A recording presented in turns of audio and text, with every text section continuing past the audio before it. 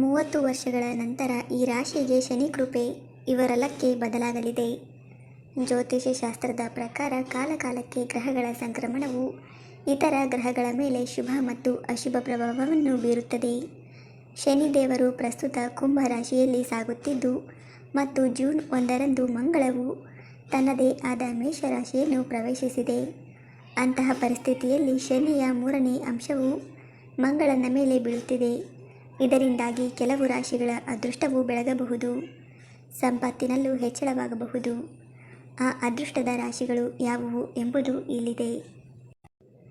ದೃಷ್ಟಿಯು ಮೇಷರಾಶಿಯ ಜನರಿಗೆ ಪ್ರಯೋಜನಕಾರಿಯಾಗಿದೆ. ಆದ್ದರಿಂದ ಈ ಸಮಯದಲ್ಲಿ ನೀವು ಕೆಲವು ಒಳ್ಳೆಯ ಸುದ್ದಿಗಳನ್ನು ಪಡೆಯಬಹುದು. ಅಲ್ಲದೆ ಉದ್ಯೋಗಿಗಳು ಬಡ್ತಿ ಮತ್ತು ಇನ್ಕ್ರಿಮೆಂಟ್ ಪಡೆಯಬಹುದು. ಅದೇ ಸಮಯದಲ್ಲಿ ನೀವು ಅನಿರೀಕ್ಷಿತ ಆರ್ಥಿಕ ಲಾಭವನ್ನು ಪಡೆಯಬಹುದು. ಈ ಅವಧಿಯಲ್ಲಿ ನಿಮ್ಮ ಆದಾಯ ಮತ್ತು ಸಂತೋಷದ ಮೂಲಗಳು ಹೆಚ್ಚಾಗುತ್ತವೆ. ಈ ಅವಧಿಯಲ್ಲಿ ನೀವು ಮಾಡುವ ಯಾವುದೇ ಕೆಲಸದಲ್ಲಿ ನೀವು ಯಶಸ್ವಿಯಾಗುತ್ತೀರಿ. ಅಲ್ಲದೆ ಈ ಸಮಯದಲ್ಲಿ ನೀವು ವಾಹನ ಅಥವಾ ಆಸ್ತಿಯನ್ನು ಖರೀದಿಸಬಹುದು.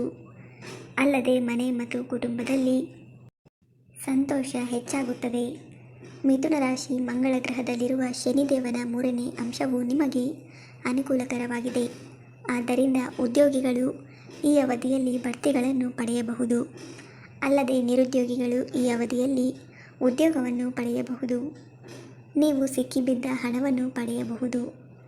ನೀವು ದೇಶ ಮತ್ತು ವಿದೇಶಗಳಲ್ಲಿ ಪ್ರಯಾಣಿಸಬಹುದು. ಅಲ್ಲದೆ ಈ ಅವಧಿಯಲ್ಲಿ ಸ್ಪರ್ಧಾತ್ಮಕ ವಿದ್ಯಾರ್ಥಿಗಳು ಕೆಲವು ಪರೀಕ್ಷೆಗಳಲ್ಲಿ ಕಾಣಿಸಿಕೊಳ್ಳಬಹುದು. ಈ ಸಮಯದಲ್ಲಿ ನಿಮ್ಮ ಇಷ್ಟಾರ್ಥಗಳು ಈಡೇರಬಹುದು. ಅಲ್ಲದೆ ಈ ಸಮಯದಲ್ಲಿ ನೀವು ಯೋಜಿತ ಯೋಜನೆಗಳು ಯಶಸ್ವಿಯಾಗುತ್ತವೆ. ಕನ್ಯಾ ರಾಶಿ ಮಂಗಳ ಗ್ರಹದ ಮೇಲೆ ಶನಿದೇವನ 3ನೇ ದೃಷ್ಟಿ ಕನ್ಯಾ ರಾಶಿಯ ಜನರಿಗೆ ಬಹಳ ಮಂಗಳಕರವಾಗಿರುತ್ತದೆ. ಆದ್ದರಿಂದ ಈ ಅವಧಿಯಲ್ಲಿ ನಿಮ್ಮ ಸೌಕರ್ಯಗಳು ಮತ್ತು ಸಂಪತ್ತು ಹೆಚ್ಚಾಗುತ್ತದೆ. ಅಲ್ಲದೆ ಈ ಸಮಯದಲ್ಲಿ ಅದೃಷ್ಟ ನಿಮ್ಮ ಕಡೆ ಇರುತ್ತದೆ. ಬಹುದಿನಗಳಿಂದ ಬಾಕಿ ಉಳಿದಿದ್ದ ಕೆಲಸಗಳು ಪೂರ್ಣಗೊಳ್ಳಲಿವೆ. ಉದ್ಯೋಗಸ್ಥರಿಗೆ ಬಡ್ತಿ ಮತ್ತು ಗೌರವ ಸಿಗುವ ಸಾಧ್ಯತೆಗಳು ಇವೆ. ಸಮಾಜದಲ್ಲಿ ನಿಮ್ಮ ಜನಪ್ರಿಯತೆ ಹೆಚ್ಚುತ್ತದೆ. ಸ್ಥಾನಮಾನ, ಪ್ರತಿಷ್ಠೆ ಇತ್ಯಾದಿ ಲಾಭಗಳನ್ನು ಪಡೆಯುತ್ತೀರಿ. ಅಲ್ಲದೆ ಈ ಸಮಯದಲ್ಲಿ ನಿಮ್ಮ ಆರ್ಥಿಕ ಸ್ಥಿತಿಯು ಸುಧಾರಿಸುತ್ತದೆ.